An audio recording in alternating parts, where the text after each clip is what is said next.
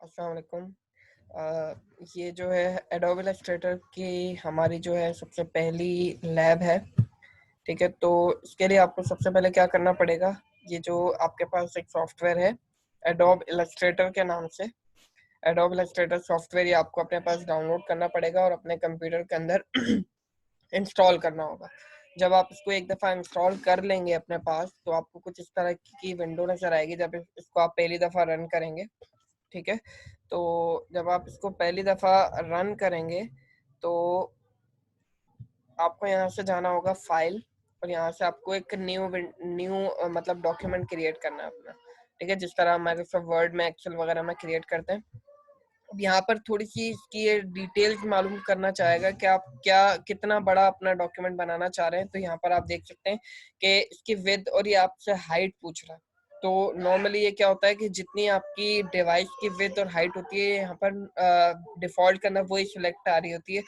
अगर आपको कम या ज़्यादा करनी है, फॉर एग्जांपल आप कोई विजिटिंग कार्ड बना रहे हैं या कोई एक पर्टिकुलर पम्फलेट बना रहे हैं जिसका आपको पता है कि प्रिंटेड जो पेज होगा वो कितनी बड़ी विड्थ का या हाइट का होगा, तो आप इस हिसाब से यहाँ पर इसके विड्थ को और हाइट को चेंज करेंगे। ठीक है, उसके बाद ये कुछ मार्जिन से रिलेटेड चीजें, इसको पहले छोड़ दें। आज की क्लास के अंदर हमने जो देखा था कलर मोड, RGB और CMYK, यहाँ से आप वो सेलेक्ट कर सकते हैं। अगर आप अपनी कोई चीज डिजिटल स्क्रीन के लिए बना रहे हैं तो आप इसको RGB कलर मोड पे रहने देंगे। अगर आप इसको यहाँ पर प्रिंट करने के लिए बना रहे हैं तो आपको यहाँ पर CMYK को सिलेक्ट करना होगा। तो बेसिकली ये बेसिक चीजें आपसे पूछता है एडोब इलस्ट्रेटर का कोई भी नया डॉक्यूमेंट स्टार्ट करने से पहले। तो हमने इसके विड्थ और हाइट इतनी ही छोड़ देते हैं और फिलहाल इसको RGB मोड के ऊपर ही यहाँ से क्रिएट कर देते हैं। जब आप क्रिएट करते हैं तो आपको इस तरह का वाइट पेज नजर आता है। इस वाइट पेज को मतलब इसके टर्म के अंदर हम कहते हैं, एडोब इलस्ट्रेटर के टर्म के अंदर इसको हम कहते हैं आर्ट बोर्ड। इसको हम क्या कहते हैं? इसको हम कहते हैं आर्ट बोर्ड। ठीक है, ये आपको अभी बहुत छोटा सा नजर आ रहा होगा। मैं इसकी साइज को थोड़ा सा बड़ा कर लेता हूँ।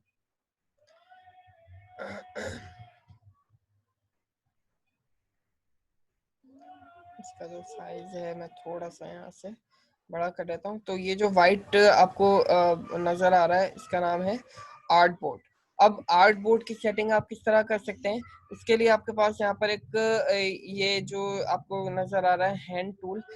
हैंड टूल बेसिकली क्या करता है, आप अपने आर्ट बोर्ड को कहीं पर भी मूव करवा सकते हैं। आप एक साथ मल्टीपल आर्ट बोर्ड्स के ऊपर भी काम कर सकते हैं, यानी मल्टीपल पेजेस के ऊपर आप एक साथ काम कर सकते हैं। बेसिकली आर्ट बोर्ड जो है आपका पेज है जिसके ऊपर आप अपना वेक्टर जो है ड्रॉ करेंगे। ठीक है, तो इसके बारे में और डिटेल से बाद में भी बात करेंगे। फिलहाल के लिए आप ये समझ लें कि जिस पेज के ऊपर आप काम करते हैं इसको आप यहाँ पर आर्ट बोर्ड कहते हैं एडोब इलस्ट्रेटर की टर्म्स के अंदर। ठीक है, अगर आर्ट बोर्ड की आपको विड्थ या हाइट कभी चेंज करनी पड़ जाए तो ये हैंड टूल से ऊपर आपके पास एक और यहाँ पर ये आ रहा है आर्ट बोर्ड टूल। इसके ऊपर आप सिलेक्ट करेंगे तो देखें आर्ट बोर्ड के ऊपर एक ये डैश्ड लाइन से आ गई है। यहाँ से आप अपने आर्ट बोर्ड की विड्थ या हाइट को डायरेक्टली कम कर सकते हैं। अगर आप यहाँ देखें साइड में W और H ये थोड़ा थोड़ा कम हो रहा है, जिस हिसाब से मैं इसको यहाँ पर कम या ज्यादा कर रहा हूँ। ठीक है, तो इसी तरह आप इसकी हाइट वगैरह भी चेंज कर सकते हैं। तो फिलहाल के लिए हम आर्टबोर्ड के ऊपर ज़्यादा डिस्कशन नहीं कर रहे हैं। अभी जो हमारा मेन टारगेट है वो हमारे पास कुछ बेसिक टूल्स आज की लैब के अंदर हम डिस्कस करेंगे और कुछ बेसिक शेप्स बनाना सीखेंगे जिनकी मदद से आपको समझ में आएगा कि ये किस तरह काम कर रहा होता है। देखिए, सबसे पहले यहाँ पर ये जो ऑप्शन आपके पास आ रहा है या हर कुछ ऑप्शंस हैं जो डायरेक्ट हैं और कुछ के साइड में यहाँ पर एक छोटा सा एरो बना हुआ आ रहा होगा, आपको नजर आ रहा है। एरो का मतलब ये है कि इस पर्टिकुलर ऑप्शन के अंदर डिफरेंट और ऑप्शंस भी अवेलेबल हैं। फॉर एग्जांपल, जब मैं इस एरो पे क्लिक करता हूँ तो मेरे पास यहाँ पर ये different rectangle tool, rounded rectangle, ellipse, polygon, star और ये डिफरेंट हमारे पास टूल्स आ रहे हैं। तो फिलहाल मैं एक रेक्टेंगल को लेकर यहाँ पर आपके सामने एक रेक्टेंगल को ड्रॉ कर रहा हूँ। ठीक है, अब जब मैंने एक रेक्टेंगल को ड्रॉ किया तो बेसिक इसकी जो है यहाँ पर कलर इन्फॉर्मेशन यहाँ पर शो हो रही है। देखें यहाँ पर दो तरीके के कलर आते हैं। इसके ऊपर जब मैं माउस लेके जा रहा हूँ तो इसके ऊपर लिखा हुआ आ रहा है फिल, और जब मैं इसके ऊपर लेकर जा रहा हूँ तो इसका मतलब आ रहा है स्ट्रोक। फिल का मतलब ये होता है कि जो ऑब्जेक्ट आपने बनाया है उसमें कौन सा कलर फिल किया हुआ है, और स्ट्रोक का मतलब है आउटलाइन, कि इसकी आउटलाइन का कलर क्या है। ठीक है। फॉर एग्जाम्पल मैं इस वाले फिल के ऊपर डबल क्लिक कर रहा हूँ, डबल क्लिक करते ही ये मुझे एक कलर पिकर देगा कि आप इसके अंदर कौन सा कलर फिल करना चाह रहे हैं। तो मैं यहाँ से फॉर एग्जाम्पल थोड़ा सा रेड टाइप का कलर ले लेता हूँ। अच्छा, यहाँ पर एक चीज नोट कीजिएगा कि ये आपको RGB कलर यहाँ पर शो कर रहा है। जैसे मैंने क्लास के अंदर आपको बताया था कि 0 से लेकर 255 तक आपके पास डिफरेंट वैल्यूज अवेलेबल हैं। तो इस वाले रेड को अगर मैं बिल्कुल पीक के ऊपर लेके जा रहा हूँ, यानी हाईएस्ट रेट के ऊपर लेके जा रहा हूँ, तो आप देख सकते हैं रेड R जो है 255 हो गया, G 0 है, ब्लू भी 0 है। इसी तरह इसका CMY के कलर भी हमें यहाँ पर प्रोवाइड कर रहा है कि इसके अंदर सियान जो है 2500% है, मैजेंटा 100%, वाई ये येलो जो है इतना है, और ब्लैक जो है 21% है। तो डिफरेंट जो हमने क्लास के अंदर डिस्कस किए थे कलर मोड, वो आपको यहाँ पर समझ में आप आ रहे होंगे कि किस तरह काम करता है। तो मैं कुछ रेड टाइप का एक कलर लेकर इसका फिल कलर यहाँ पर फिल कर देता हूँ। ठीक है, अभी यहाँ पर आउटलाइन के ऊपर मैं क्लिक करता हूँ तो देखिए अब ये वाला बॉक्स जो ऊपर आ गया, इसके ऊपर एक रेड कलर की लाइन बनी हुई आ रही है। इसका मतलब ये है कि इस बॉक्स के ऊपर अभी कोई भी स्ट्रोक कलर नहीं है, यानी ये बगैर स्ट्रोक के आपको नजर आ रहा है। तो अगर मैं स्ट्रोक के ऊपर डबल क्लिक करूं, यहाँ से कुछ ब्लू टाइप का कलर यहाँ पे मैं ले लेता हूँ। ब्लू लेकर मैंने यहाँ पर ओके किया, तो अब इसके ऊपर एक ब्लू कलर की स्ट्रोक आ गई है। वो नजर इसलिए नहीं आ रही क्योंकि वो बहुत बारीक सी है। तो अगर आप ऊपर देखेंगे यहाँ पर 0 स्ट्रोक जो है 1 पॉइंट आ रही है। तो अगर आप इसको यहाँ से बढ़ा दें तो फिर आप देखेंगे कि आपको स्ट्रोक का जो कलर है वो यहाँ पर नजर आ रहा होगा। तो ये जो है आपकी आउटलाइन को आप स्ट्रोक कहते हैं, और ये आपका फिल कलर है। ये आपका फिल होता है इस पर्टिकुलर जो भी आपने ऑब्जेक्ट सिलेक्ट किया है उसके अंदर। ये आपका फिल कलर है और ये वाला आपका स्ट्रोक कलर है। अच्छा, अब यहाँ पर एक बटन है डिफॉल्ट फिल एंड स्ट्रोक। इसके ऊपर जैसे आप क्लिक करते हैं तो डिफॉल्ट के अंदर, यानी डिफॉल्ट कलर जो किसी भी ऑब्जेक्ट का होता है, यानी उसका इसने जो फिल कलर है वो व्हाइट कर दिया है, और इसका जो स्ट्रोक कलर है वो इसने यहाँ पर क्या कर दिया अभी, क्या नाम है इसका, ब्लैक कलर का कर दिया। ठीक है। अच्छा, मैं इसको स्ट्रोक कलर ब्लैक छोड़ते हैं और इसका जो है फिल कलर मैं रेड कर रहा हूँ। अच्छा, अब मैं इसको आपको जूम करके दिखाता हूँ। जूम करने के लिए आपके पास एक तो ये ऑप्शन है कि आप यहाँ पर इसको सिलेक्ट करें, या आप डायरेक्टली Z बटन प्रेस करेंगे। Z का बटन प्रेस करेंगे तो आपका जो कर्सर होगा वो एक प्लस की शेप के अंदर आ जाएगा, मैग्नीफाइंग ग्लास, और आप जिस एरिया को सिलेक्ट करना चाहते हैं उस एरिया को आपने सिलेक्ट करना होगा। तो मैंने इसी को सिलेक्ट करना था, तो मैंने इसको यहाँ से जूम किया, तो आप देखें ये आपके पास जूम होकर बिल्कुल आपके करीब आ गया। और ज्यादा अगर आपको जूम करना है तो आपने, मैंने सिर्फ इतना एरिया मुझे जूम करना था, तो मैंने सिर्फ इतना एरिया जूम किया। तो आप देख सकते हैं यहाँ पर, अब बताने का, जूम करने का मकसद मेरा यहाँ पर ये था, मैं आपको दिखाना चाह रहा हूँ कि वेक्टर जो है उसको आप चाहे कितना ही जूम कर लें या उसको आप कितना ही बड़ा कर लें, उसके अंदर आपके पास यहाँ पर पिक्सेलेट नहीं होगी, आपका जो भी ऑब्जेक्ट है वो पिक्सेलेट नहीं होगा। तो आप यहाँ पर देख सकते हैं, आप इसको चाहे जितना जूम कर लें ये कभी भी पिक्सेलेट नहीं होगा, ये बिल्कुल परफेक्ट आपको एजेस यहाँ पर इसके नजर आ रहे होंगे। ठीक है, जूम आउट करने के लिए आप यही वाला ऑप्शन सिलेक्ट करेंगे। ठीक है, और अल्टर का बटन दबाएंगे। अल्टर का बटन दबाएंगे तो ये जो प्लस आपको नजर आ रहा है माइनस में चेंज हो जाएगा। फिर आप अपने स्क्रीन पे कहीं पे भी क्लिक करें, ये जूम आउट होता रहेगा यहाँ से, और ये आप बिल्कुल अपनी स्क्रीन के ऊपर आ सकते हैं। इसका एक तरीका तो ये हो गया। दूसरा तरीका आपके पास ये होता है कि अगर आप बहुत ज्यादा जूम कर चुके हैं और आप डायरेक्टली अपने आर्टबोर्ड की विड्थ के ऊपर जाना चाह रहे हैं, तो आप क्या करेंगे, डायरेक्टली हैंड टूल के ऊपर डबल क्लिक कर देंगे। जैसे ही आप हैंड टूल के ऊपर डबल क्लिक करेंगे, आप अपने आर्टबोर्ड को कंप्लीट, यहाँ पर आपकी स्क्रीन के ऊपर आपका जो आर्टबोर्ड है वो नजर आ रहा होगा। तो होपफुली ये बेसिक चीजें आपको समझ में आ गई होंगी कि जूम टूल किस तरह काम करता है, हैंड टूल क्या है, आर्टबोर्ड टूल क्या है, स्ट्रोक क्या है, फिल क्या है। ठीक है। अच्छा, अगर आप चाह रहे हैं कि इसके अंदर, अच्छा देखें, ये वाला जो ऑप्शन है इसको हम कहते हैं सिलेक्शन टूल। सिलेक्शन टूल से आप किसी भी ऑब्जेक्ट के ऊपर क्लिक करते हैं तो आप इसको उठाकर कहीं पे भी मूव करवा सकते हैं। सिलेक्शन टूल का बेसिक काम ये है कि वो किसी भी ऑब्जेक्ट को सिलेक्ट करके उसको मूव करवाने के काम में आता है। ठीक है, फिलहाल के लिए भी इतना ही समझना आपके लिए काफी है। अच्छा, अब देखें, मैं इसके बीच में क्लिक करके इसको उठा रहा हूँ। ठीक है, अभी इसका फिल कलर जो है मैंने रेड सिलेक्ट किया हुआ है। अगर मैं इसका फिल लेकर यहाँ से इसको नन कर देता हूँ, नन से मुराद इसके अंदर फिल कलर कोई भी नहीं है, तो अब देखें मैं इसके बीच में से इसको उठा नहीं पा रहा हूँ क्योंकि ये बिल्कुल ब्लैंक हो चुका है।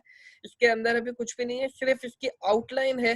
आउटलाइन की मदद से मैं इसको उठाकर एक जगह से दूसरी जगह मूव करवा सकता हूँ। जब तक इसमें फिल कलर मौजूद था, मैं फिल कलर की मदद से इसको एक जगह से दूसरी जगह पर मूव करवा रहा था, लेकिन अभी यहाँ पर इसका फिल कलर अवेलेबल हमारे पास नहीं है। तो इस चीज का आपने ध्यान में रखना है। मैं इसको दोबारा से जो है, अच्छा इसके अंदर अगर आपको बैक जाना है तो आपके पास कंट्रोल Z है अंडू करने के लिए, और रीडू करने के लिए, यानी आप एक स्टेप दोबारा से आगे की तरफ जाना चाह रहे हैं तो फिर उसके लिए आपके पास कंट्रोल Y इसमें काम नहीं करता है, बल्कि रीडू करने के लिए आपके पास जो शॉर्टकट की है वो है कंट्रोल शिफ्ट Z। तो कंट्रोल शिफ्ट Z प्रेस करने से आप रीडू करते हैं और कंट्रोल Z करने से आप अनडू करते हैं। तो ये चीज आपने ध्यान में रखना होगा। यहाँ पर कंट्रोल Y जो है वो काम नहीं करता। तो मैं इसको दोबारा से रेड कलर के अंदर लेकर आ जाता हूँ। अब देखें सिलेक्शन टूल जो है हमारे पास, उसके कुछ काम देखते हैं। सिलेक्शन टूल से मैंने इसको सिलेक्ट किया, मैंने बाहर क्लिक किया तो अभी ये डीसिलेक्ट हो चुका है। अब मैं इसके ऊपर सिलेक्ट करता हूँ तो ये सिलेक्ट हो गया। थोड़ा सा जूम कर लेते हैं ताकि आपको थोड़ा अच्छे से समझ में आए। इसको मैंने जूम कर लिया। अब देखें यहाँ पर जब सिलेक्शन टूल से आप किसी भी ऑब्जेक्ट को सिलेक्ट करते हैं तो आपके पास यहाँ पर देखेंगे कुछ स्क्वायर्स आ रहे हैं चारों तरफ। अगर आप इसके देखें तो कुछ स्क्वायर्स आ रहे हैं। ये स्क्वायर्स होते हैं, इनको हम एडोब इलस्ट्रेटर की टर्म्स के अंदर कहते हैं एंकर पॉइंट। ठीक है, यानी ये अलग एंकर पॉइंट है। यहाँ पर जो स्क्वायर आपके पास आ रहा है ये अलग एंकर पॉइंट है, ये अलग है, ये अलग है। इस तरह डिफरेंट एंकर पॉइंट्स आपके पास आ रहे हैं। हर एंकर पॉइंट के नीचे हर एंकर पॉइंट के नीचे नहीं, जो जहाँ पर एंगल्स बन रहे होते हैं, जिस तरह ये यहाँ पर बन रहा है, तो यहाँ पर एक आपको सर्किल नजर आ रहा होगा। ये इस एंकर पॉइंट को राउंड करने का ऑप्शन है। तो अभी मैंने सिलेक्शन टूल सेलेक्ट किया हुआ है, मैं चाह रहा हूँ ये थोड़ा सा राउंडेड शेप के अंदर आ जाए। तो मैं किसी भी सर्किल को सिलेक्ट करके उसको अंदर की तरफ ड्रैग करूंगा तो आपको यहाँ पर नजर आ रहा होगा कि ये जो शेप है ये थोड़ा सा राउंडेड शेप के अंदर आ गई है। मैं कंट्रोल Z करके दोबारा इसको अंडू कर रहा हूँ। दोबारा से देखें कि सर्किल को सिलेक्ट करके जब मैंने उसको यहाँ पर थोड़ा सा अंदर की तरफ ड्रैग किया तो ये यहाँ पर राउंडेड शेप के अंदर आ गई है। तो ये बेसिकली काम। अच्छा, इसके अलावा आप सिलेक्शन टूल की मदद से इसको रीसाइज भी कर सकते हैं। ये तो बहुत बेसिक सा काम है, ये सबको पता ही होगा। इसके अलावा एडोब इलस्ट्रेटर के अंदर सिलेक्शन टूल के अलावा एक एडवांस आपके पास टूल है, इसका नाम है direct selection tool. Direct selection tool का बहुत ही ज्यादा काम है और ये एडोब इलस्ट्रेटर के अंदर बहुत ज्यादा इस्तेमाल होता है। डायरेक्ट सिलेक्शन टूल से क्या होता है कि आप हर एंकर पॉइंट को अलग से सिलेक्ट कर सकते हैं। अभी देखें मैंने सिर्फ ये वाला एंकर पॉइंट सिलेक्ट किया है, बाकी के 3 जो है वो अभी डीसिलेक्टेड है। सिर्फ मैंने एक एंकर पॉइंट को सिलेक्ट किया और मैं इसको पकड़कर रिसाइज कर रहा हूँ तो आप देखेंगे कि आपका जो ऑब्जेक्ट है वो एक नई शेप के अंदर आ गया। मैंने ये वाला एंकर पॉइंट सिलेक्ट किया, इसको दोबारा से मैं किसी और जगह लेकर जाता हूँ तो मैं डिफरेंट तरीके से हर एंकर पॉइंट को पकड़कर डायरेक्ट सिलेक्शन टूल की मदद से अपने जो भी ऑब्जेक्ट है उसको यहाँ पर मॉडिफाई कर सकता हूँ। ठीक है, ये चीज ध्यान में रखिएगा। जब आप सिलेक्शन टूल की मदद से कर रहे होते हैं तो आपके पास हर एंकर पॉइंट को अलग से सिलेक्ट करने का ऑप्शन नहीं है, लेकिन जब आप डायरेक्ट सिलेक्शन टूल की मदद से काम कर रहे हैं तो आपके पास हर एंकर पॉइंट को अलग से सिलेक्ट करने का ऑप्शन है। प्लस में आप ये जो सर्किल करने वाला, राउंड करने वाला जो ऑप्शन है, ये भी आप हर एंकर पॉइंट के लिए अलग से इस्तेमाल कर सकते हैं। मैंने इस एंकर पॉइंट को सिलेक्ट किया है, ठीक है, और यहाँ से मैं इसको राउंड कर रहा हूँ तो आप देखेंगे कि बाकी के जो आपके पास जो ये एंकर पॉइंट्स है वो अपनी जगह पर हैं। सिर्फ जिस एंकर पॉइंट को हमने अभी सिलेक्ट किया था वो वाला एंकर पॉइंट यहाँ पर सर्किल हो रहा है।